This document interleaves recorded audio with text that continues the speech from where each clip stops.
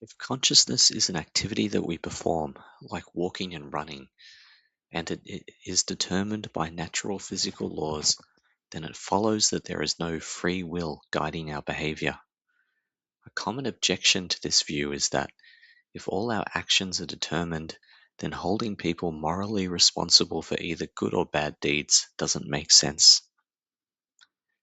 This kind of objection is really an expression of preference rather than the identification of a flaw in the logic of determinism.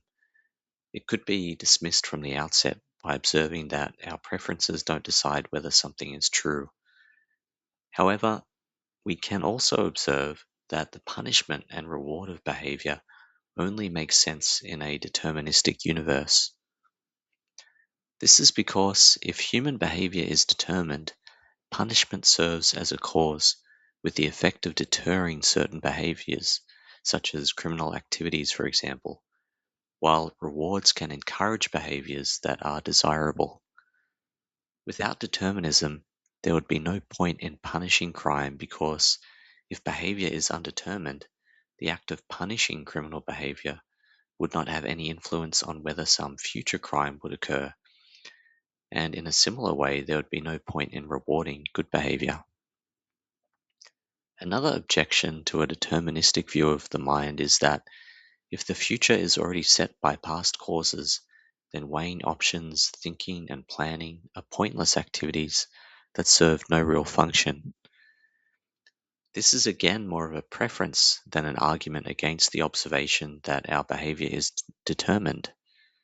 However, this preference against determinism is the result of some misconceptions about what determinism implies.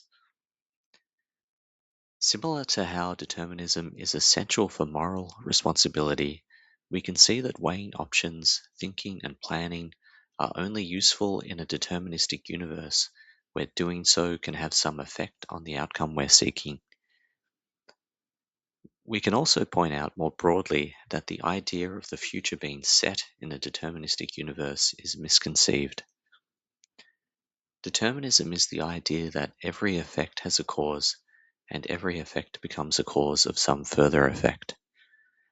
At face value, it may seem that if everything that occurs has some cause which precedes it, this would mean that the future is set. However, in a deterministic universe, the future can never be perfectly predictable, even if the universe is finite. To illustrate this, let's assume that the universe is finite and there was nothing prior to the Big Bang.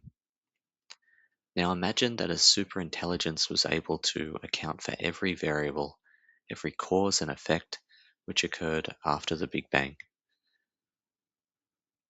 If it is true that every effect has a cause and every effect becomes a cause of some further effect, then the act of accounting for every cause and effect will create a new effect that is yet to be accounted for.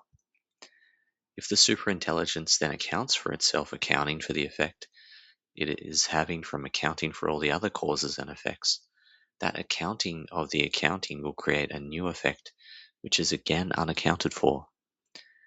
This process would create an infinite regress whereby it is impossible to account for every cause and effect within the universe. This is why in a deterministic universe, it is impossible to predict the future with complete certainty. So while it may be possible to argue that the future is set, it is also impossible to know with any complete certainty what the future holds. The best we can do is improve our ability to predict the future by accounting for more causes and their effects. This is why determinism is an optimistic philosophy. It suggests that we can positively influence our future and that there will always be more we can learn and improve.